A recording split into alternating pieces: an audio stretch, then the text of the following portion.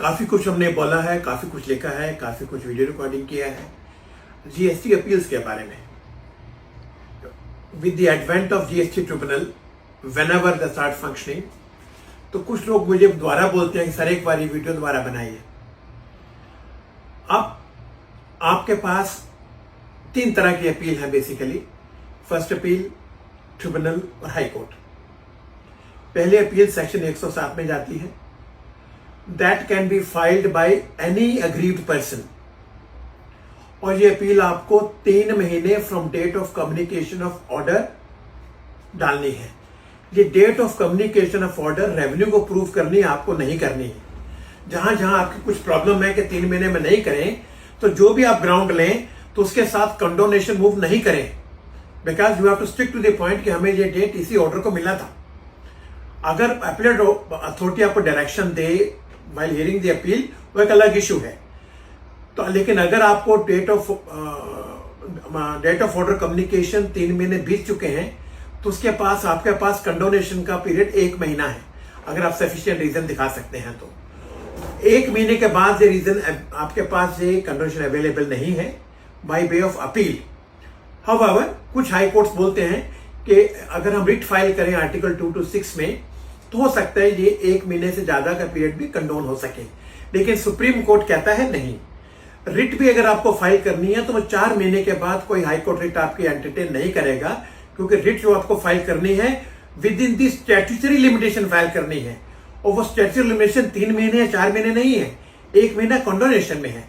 तो अगर 3 महीने के अंदर आपको रिट फाइल करते हैं और रिट डिस्पोज होने में 2 साल लगते हैं, तो 2 साल का पीरियड एक्सक्लूड हो जाएगा। जब आपको हाई कोर्ट बोलता है आप अपील फाइल करें, तो वहां आपका डिले नहीं होगा।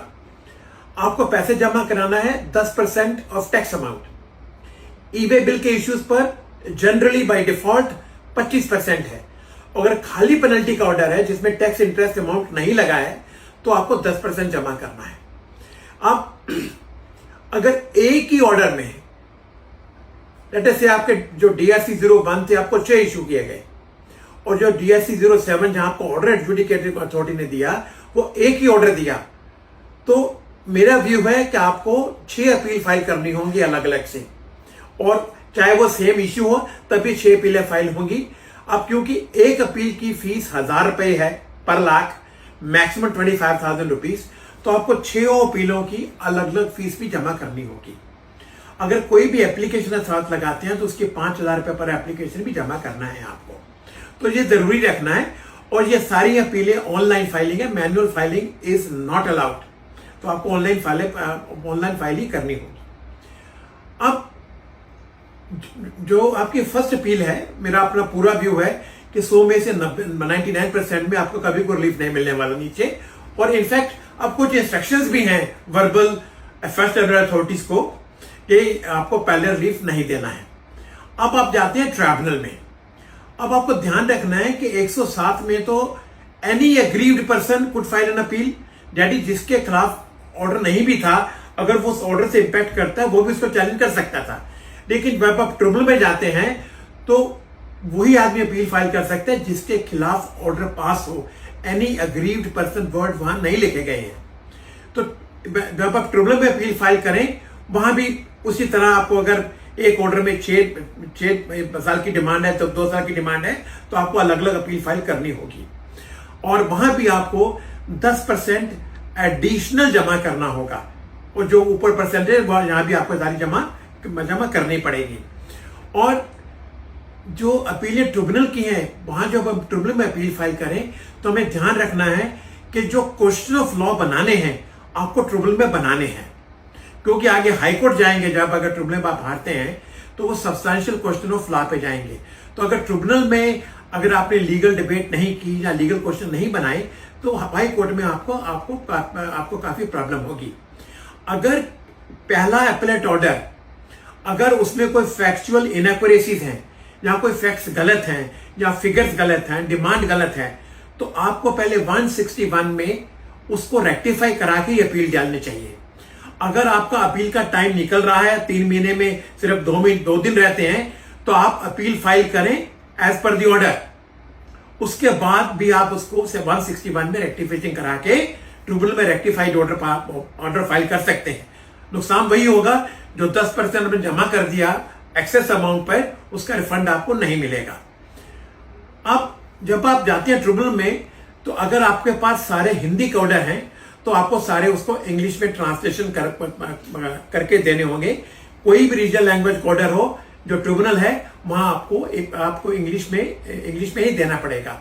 अब जहां जो ट्रिब्यूनल के पास कोई इतनी खास पावर्स नहीं है जो पहले वैट ट्रिब्यूनल में होती थी, जो हम लोग वकील बोलते हैं राइट टू क्रॉस एग्जामिन, वो प्रोविजन जीएसटी ट्रिब्यूनल रेगुलेशंस में इतना क्लियर नहीं है। अगर ट्रिब्यूनल चाहे तो बुला सकता है पार्टियों को एग्जामिनेशन के लिए, लेकिन ये अनक्लियर है क्या हम एप्लीकेशन दे सकते हैं whether we have a right to cross examine given by the statute। But मेरा व्यू है अगर आपको किसी को बुलाना है क्रॉस एग्जामिनेशन के लिए, सुप्रीम कोर्ट की जजमेंट्स कोट करके आप एप्लीकेशन फाइल करें, 5,000 रुपए की फीस लगाएं और कोई भी ट्रिब्यूनल होगा उसको बुलाना होगा। Because A tribunal works with in the constitution, article 352 of constitution of India. तो सुप्रीम कोर्ट की जजमेंट उन पर बाइंडिंग है, चाहे वो एक्ट में प्रोविजन है या नहीं है, तो हमें ट्राई करना है उसको। दूसरा, जो एक्ट में लिखा है कि अगर दो मेंबर्स की डिफरेंस ऑफ ओपिनियन है, they will refer to a larger bench. लेकिन जो जीएसटी ट्रिब्यूनल के रेगुलेशंस हैं उसमें लिखा है the case will be refer to another member. Now this is I mean I can't believe this कि अगर दो मेंबर का ऑर्डर डिसेंटेड है, देयर इज नो ऑर्डर। अगर डबल मेंबर बेंच का ऑर्डर था, डबल बेंच ने सुना था, डीबी ने सुना था, तो सिंगल मेंबर कैसे सुन सकता है? तो इसलिए ये भी कुछ डाइकोटोमी है रूल्स और एक्ट में। हो सकता है आगे जाके ठीक हो, या जो हमारे जो बेंच है ट्रिब्यूनल के, जो नेशनल बेंच के जो प्रेसिडेंट है, हो सकता है इसको वो क्लैरिफाई करें। जब भी आप ट्रिब्यूनल में अपील फाइल करें तो डिपार्टमेंट को पावर है कि they can file cross objections. उसकी भी लिमिटेशन है। वो क्रॉस ऑब्जेक्शन जब वो फाइल किए जाते हैं तो आपको ध्यान रखना है कि वो लिमिटेशन पीरियड में ही हो, 45 डेज। उसमें कंडोनेशन का प्रोविजन अगर है तो आपको वो पीरियड ध्यान रखना है। अगर वो कंडोनेशन नहीं है तो आपको इमीडिएटली एप्लीकेशन फाइल करनी है कि ये जो क्रॉस ऑब्जेक्शन फाइल किए गए वो टाइम बार्ड है। ट्रिब्यूनल उनको रिकॉर्ड पे नहीं ले सकता, ट्रिब्यूनल उनका सुओ मोटो डिले कंडोन नहीं कर सकता, वो हमें ध्यान रखना है। अगर डिपार्टमेंट ने अगर जो ऑब्जेक्शन फाइल किए जाते हैं, that is a kind of an appeal by revenue to the tribunal.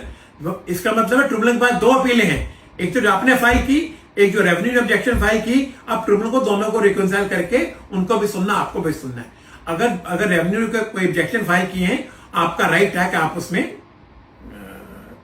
उसका अप्लाई फाइल करें।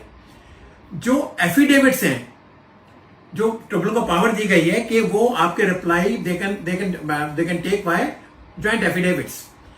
अब वो एफिडेविट में भी कुछ टेक्निकल इश्यूज हैं मेरे हिसाब से, इस वीडियो में नहीं बता सकता, लेकिन उसको आपको ध्यान से पढ़ना चाहिए। एक जो इस ट्रिब्यूनल में बहुत बड़ा प्रोविजन है, ठीक है, लेकिन मेरे हिसाब से ये प्रोविजन नहीं होना चाहिए। दैट इज, अगर सुशील वर्मा ने एक अपील की, उसमें बोला कि इसमें टैक्स नहीं लगेगा, तो Sushil Verma can be banned by tribunal कि अब आप दूसरा केस नहीं कर सकते कि इसमें टैक्स लगेगा। ये ट्रिब्यूनल रेगुलेशन में एक ऐसा रेगुलेशन दिया गया है।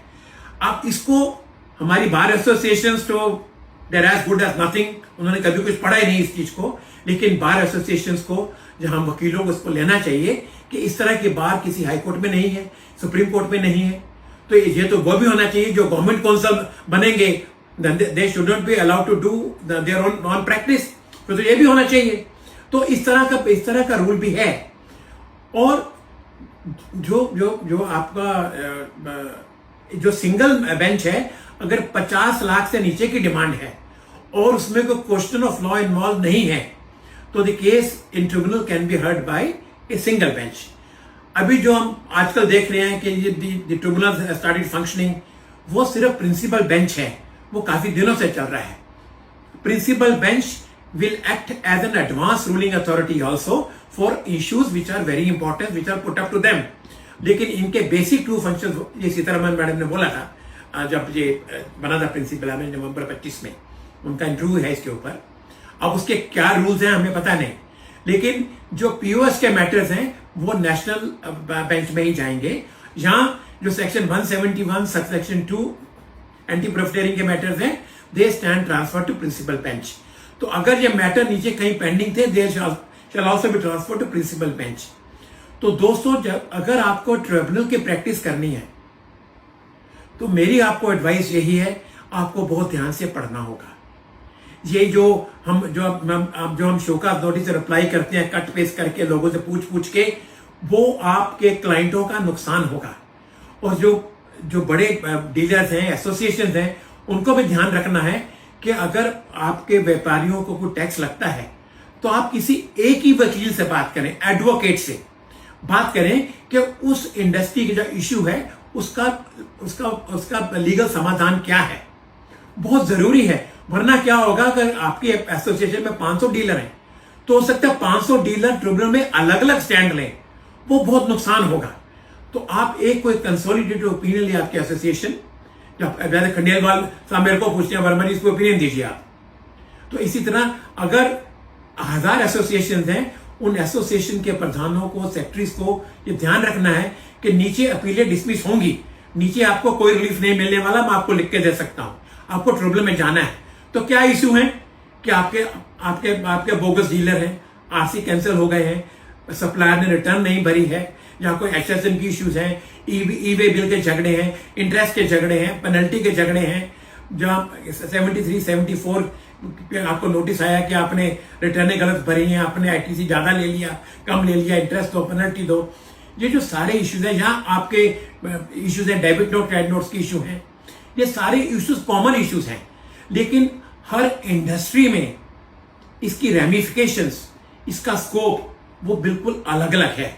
तो इसलिए ये जितनी हमारी एसोसिएशन हैं, जो भी उनके पदाधिकारी हैं, उनको एक किसी एडवोकेट से ही लीगल ओपिनियन लेनी होगी कि हमें इस केस में हमारे मेंबर्स को क्या करना चाहिए।